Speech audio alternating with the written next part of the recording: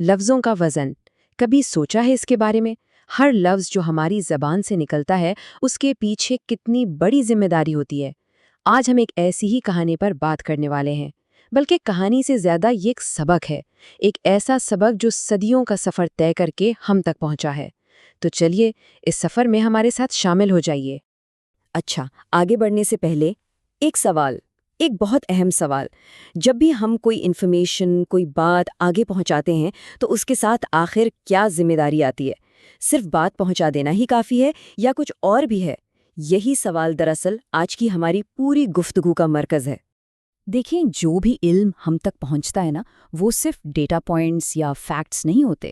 اس کو ایسے سمجھیں جیسے ایک چین ہو، ایک زنجیر، اعتماد کی زنجیر۔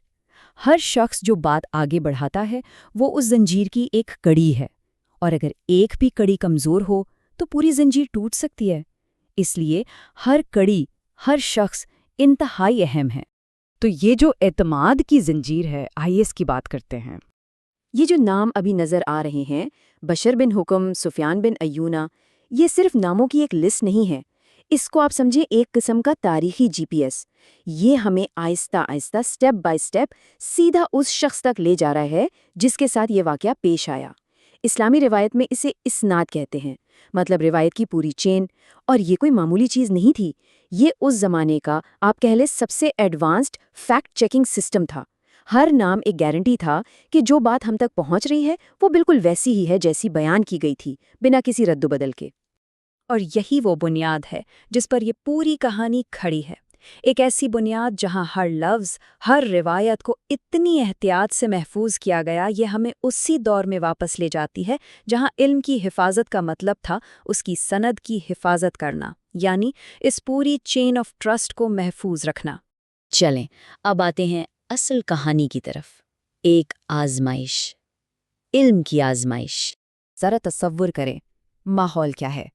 ایک طرف ہیں عبداللہ بن عمر، اتنے بڑے عالم جن کے علم کا ڈنکا بجتا ہے، اور انہی کے صاحبزادے ایک مجلس میں بیٹھے ہیں، لوگ جمع ہیں، اور پھر اچانک ان سے ایک سوال کر لیا جاتا ہے۔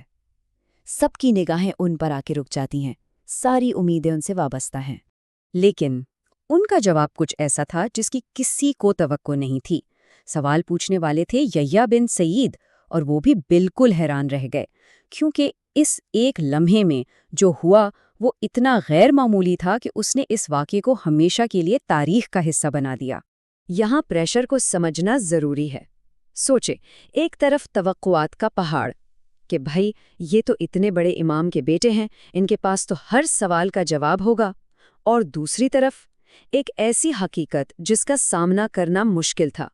سوال ایسا تھا جس کے بارے میں انہیں کوئی علم نہیں تھا۔ اب کیا کریں؟ تو اس لمحے میں جب سب کی نظریں ان پر تھیں، انہوں نے کیا کیا؟ اپنی عزت بچانے کے لیے کوئی گھما پھرا کے جواب دے دیا یا کچھ اور؟ ان کا انتخاب کیا تھا؟ یہی وہ فیصلہ کن لمحہ ہے جو اس کہانی کا اصل نچوڑ ہے۔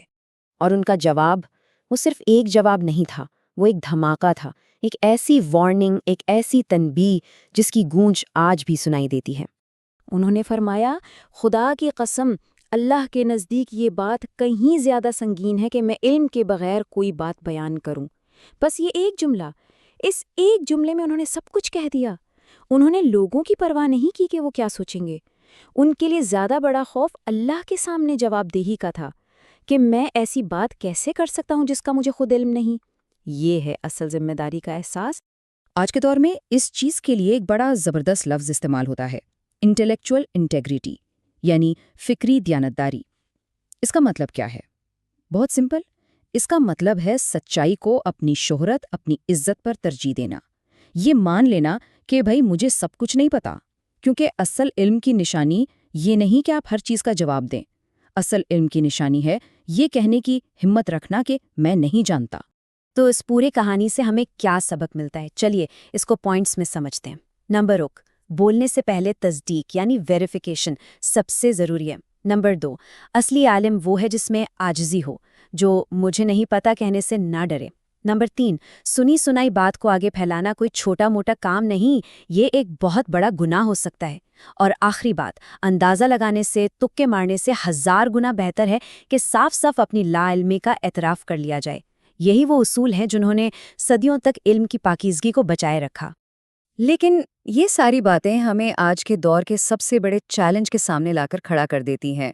یہ دور ہے سوشل میڈیا کا، انسٹنٹ شیئرنگ کا، جہاں ہر شخص کے ہاتھ میں ایک بٹن ہے، شیئر کا بٹن۔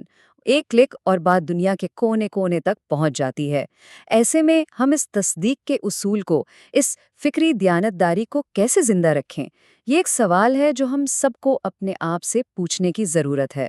اس پر ضرور سوچیے گا۔